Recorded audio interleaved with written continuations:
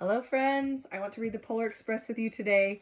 So if you've got on your PJs or you're in your train car, which can be anything you want, use your imagination. And if you've got a nice warm cup of cocoa, or even if you don't, even if you just want to sit and listen, join us on our Polar Express journey today. Let's see if we can find the magic. So, the Polar Express by Chris Van Allsburg. It's a beautiful illustrations. You can see the train in the background, can you? What do you think that is in the front?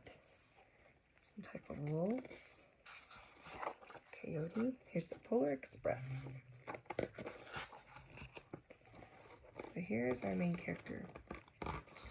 He is looking out the window, kneeling on his bed. I'd say it looks like nighttime, and it looks like it's snowing. On Christmas Eve many years ago, I lay quietly in my bed. I did not rustle the sheets. I breathed slowly and silently. I was listening for a sound my friend had told me I'd never hear. The ringing bells of Santa's sleigh. Do you guys hear them? I do.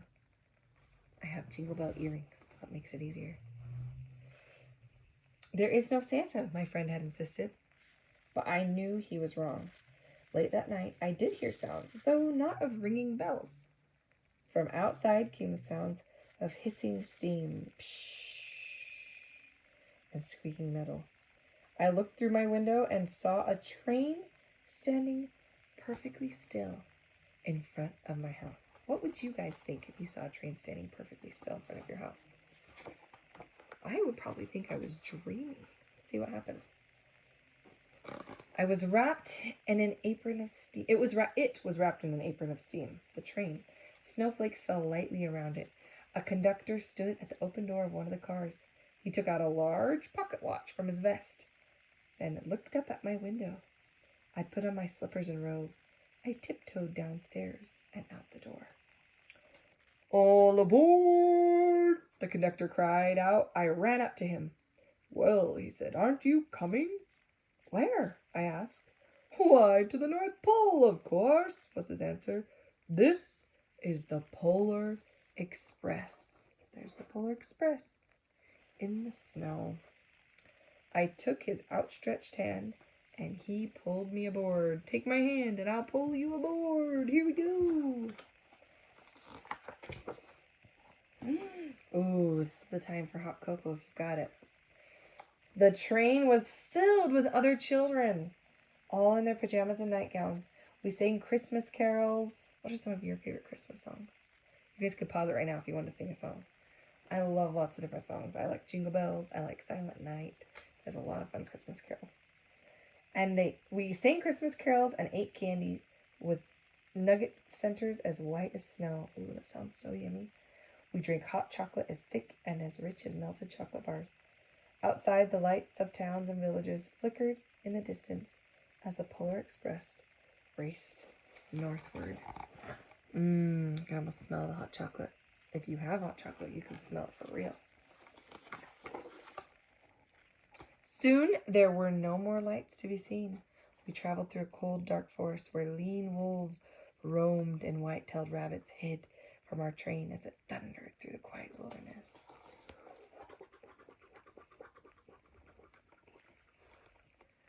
So cool. What do you think the train sounded like? Do you think it had a train whistle, or was it just silent? Just the sound of the wheels. We climbed mountains so high it seemed as if we would scrape the moon. But the Polar Express never slowed down. Faster and faster we ran along, rolling over peaks and through valleys like a car on a roller coaster. There's a really fun clip from the Polar Express movie where it looks like a roller coaster.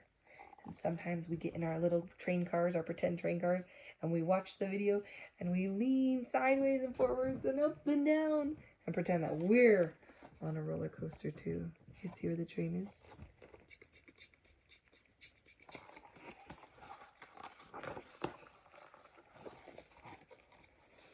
Here's the bridge. Looks like the North Pole's coming into sight.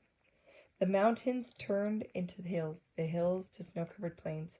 We crossed a barren desert of ice, the great polar ice cap. Lights appeared in the distance. They looked like the lights of a strange ocean liner sailing on a frozen sea. "There," said the conductor, "is the North Pole." Whoa. Looks like it's floating on ice and seawater, whatever it may be. The North Pole. It was a huge city. You probably have to fit a lot of elves in there, right? Standing alone at the top of the world, filled with factories where every Christmas toy was made. At first we saw no elves. "They are gathering at the center of the city," the conductor told us. "That is where Santa will give the first gift of Christmas." "Who will receive the first gift?" we all asked. The conductor answered, "He will choose one of you." Let's get to pick one of you. Are you going to get the first gift of Christmas? Wow. Look at this picture. Look at all those teeny tiny people. And the train coming in the middle. I think those are all the elves. Look how many there are. There's snowflakes, and then there's people. Frosted everywhere. I think I hear Santa, do you? Oh, he might be coming. "Look," shouted one of the children, "the elves!" Outside, we saw hundreds of elves. As our train drew closer to the center of the North Pole, we slowed to a crawl. So crowded were the streets with Santa's helpers. When the Polar Express could go no farther, we stopped, and the conductor led us outside. We pressed through the crowds to the edge of a large open circle. In front of us stood Santa's sleigh. The reindeer were excited. They pranced and paced, ringing their silver sleigh bells that hung from their harness. It was a magical sound, like nothing I'd ever heard. Across the circle... Do you hear them? I hear them. Across the circle, the elves moved apart, and Santa Claus appeared. The elves cheered wildly. You know, so when you cheer with the elves, "Woo! Go Santa! We love you!" He marched over to us and pointed to me. "Me? You?" And said, "Let's have this fellow here." He jumped up into his sleigh.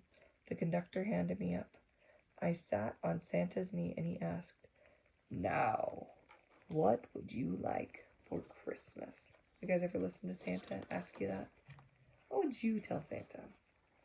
It's a good question. What would you like for Christmas? I knew that I could have any gift I could imagine, but the thing I wanted most for Christmas was not inside Santa's giant bag. What I wanted more than anything was one silver bell from Santa's sleigh. When asked, Santa smiled. Then he gave me a hug and told an elf to cut a bell from a reindeer's harness. This one's a gold bell, but we can pretend it's a silver bell. And to cut from a reindeer's harness, the elf tossed it up to Santa. Woo! Threw it over there. He stood holding the bell high above him and called out, "The first gift of Christmas!"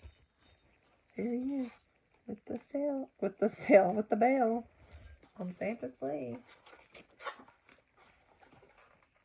A clock struck midnight. Dong, dong.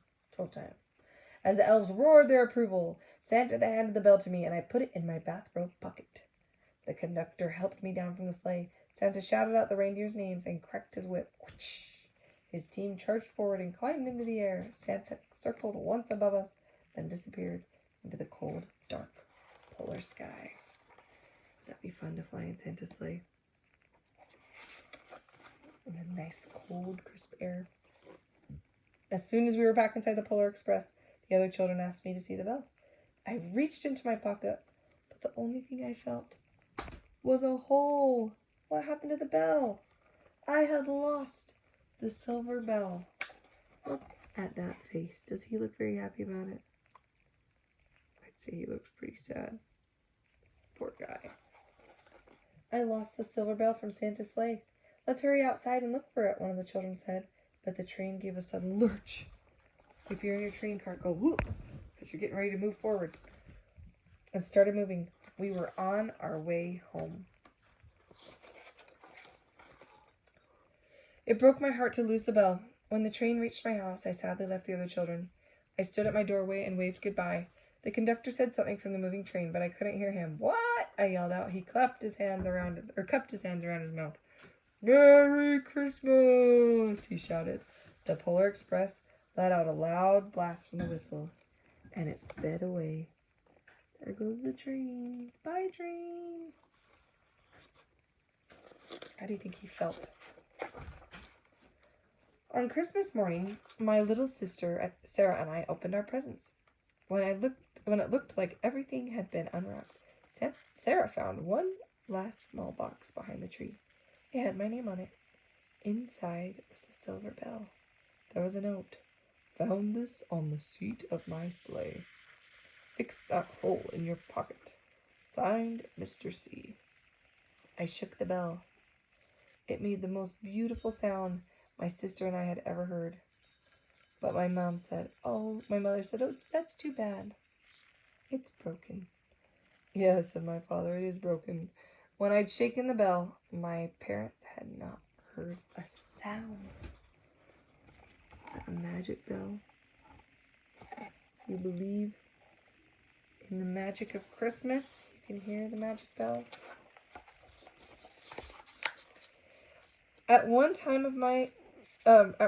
most of my friends could hear the bell, but as years passed, it fell silent for all of them. Even Sarah found one Christmas that she could no longer hear its sweet sound. Though I've grown old, the bell still rings for me, as it does for all who truly believe. The magic of Christmas. Isn't that so cool? So, I hope you all have a very Merry Christmas, and you believe in the things that bring you joy and remind you of this beautiful Christmas season. See you all later.